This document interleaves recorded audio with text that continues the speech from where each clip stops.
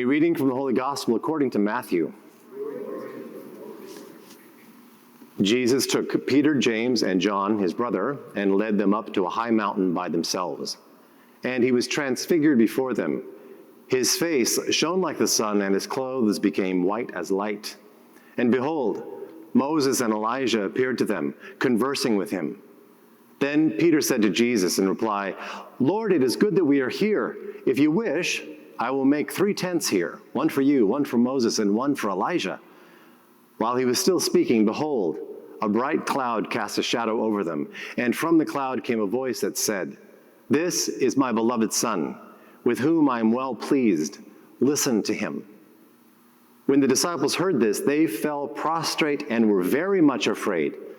But Jesus came and touched them, saying, "Rise, and do not be afraid." And when the disciples raised their eyes, they saw no one else but Jesus alone. As they were coming down from the mountain, Jesus charged them, "Do not tell the vision to anyone until the Son of Man has been raised from the dead." My sisters and brothers, the gospel of the Lord. Praise to you, Lord. As some of you know, I live in Thai Town with the rest of the Jesuits. We live over there. And like most of Los Angeles, there was so much wind the last couple weeks. Like a couple weeks ago, all that wind, rain first, loosening the roots of the trees, and then all this wind. And on our street, there were a couple big trees down, including a really big banksia tree that was like this big. And it came down right on the car, bam, like this. And not only did it come down on the car, but it also took one of those old cement lampposts down with it, so it went down on the car too. It's like bam, bam. And the car was just smashed. It's just flattened. The worse than that, this car was relatively new in the sense that it still had paper license plates on it. So can you imagine the person came out like, "My new car," it's just smashed. Just smashed. And he must have thought, or she must have thought, "Wait, what? What the heck happened? What have I done wrong? My car was here, now it's smashed." And maybe some of you had a week like that, where it was just, you just were flattened, that something was just smashed. And if you didn't have that kind of week, then this preaching is not for you. So if you had a zippity-doo-dah sort of week, don't listen. Check your phone or do something else. Social media is always there for you. But if you had a week where you were kind of flattened a little bit or a lot, or maybe a month or a season or an entire life where you're just like the trees just keep coming, this might be for you. And I can, with some confidence, preach about your life being flattened because I know it's a group of people and I'm a person too, and I know it happens to us a lot. It happens to us regularly. It's part of being human, is that we get flattened a lot. And we can ask the question of well, okay, so wait, what does Jesus have to do with that? How could Jesus be part of that? How is Jesus connected to us when we're flattened? How does this cash out, this me and Jesus thing, especially when things don't go great? That is kind of a compelling question for me, and I assume it's a compelling question for all of you as well. So, which brings us to the Transfiguration.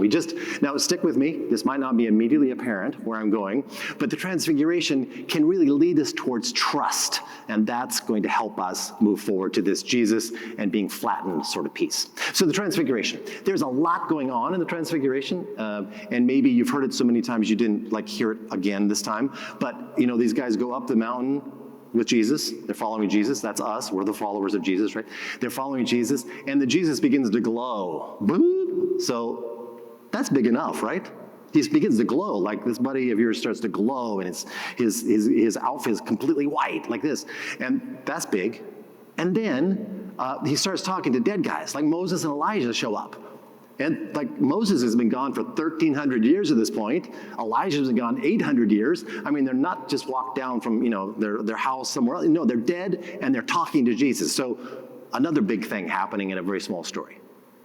That Jesus is glowing and he's talking to dead guys. And then, if that's not enough, there's a voice that comes from a bright cloud that should scare everybody. A really big voice.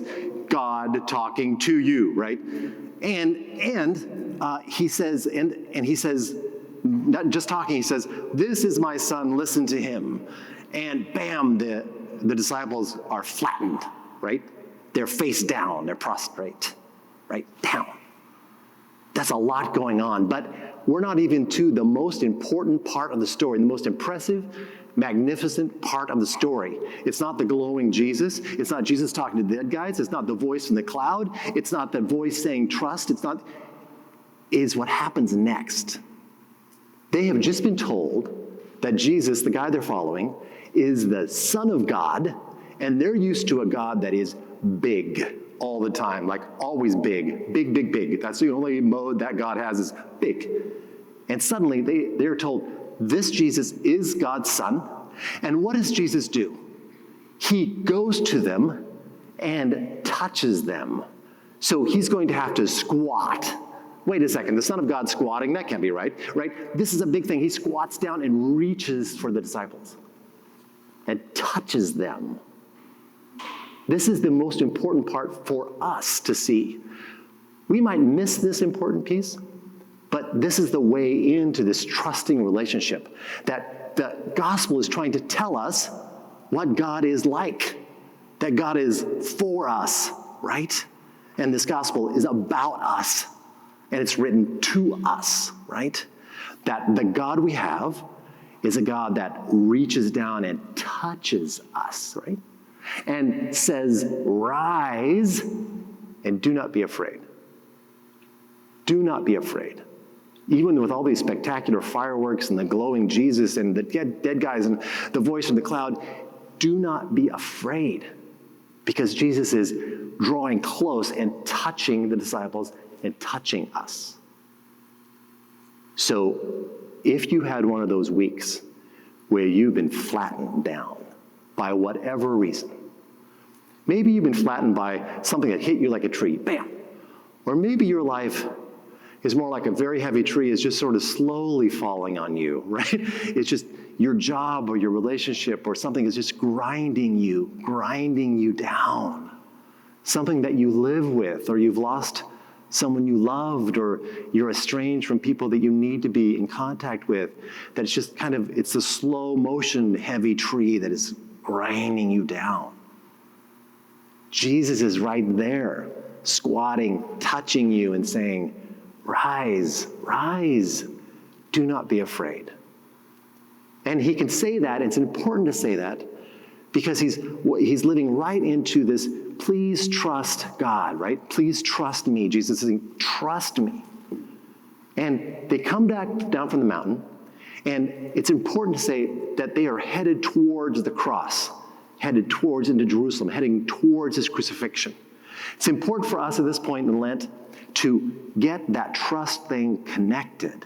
The same trust as asked of Abram in the first reading, like, leave everything, come with me. The same trust that they sing about, the psalm, trusting God, to connect and say, okay, I'm going to trust you, Jesus, that you're not just this big voice coming at me, but you are a human like me, suffering like me, and being redeemed and rising from the dead. That could be us as well. That's the invitation to rise and do not be afraid. This is the time to make that connection with the Jesus that is there reaching you right now, however you're being flattened, however you might need to rise up again. That car was taken for trash, right? It was total gone. Human beings aren't total like that. We can get back up. We may have dents. We have insignificant dents, but we're asked to rise. Do not be afraid. Move deeper into this relationship with Christ and move towards the cross with him.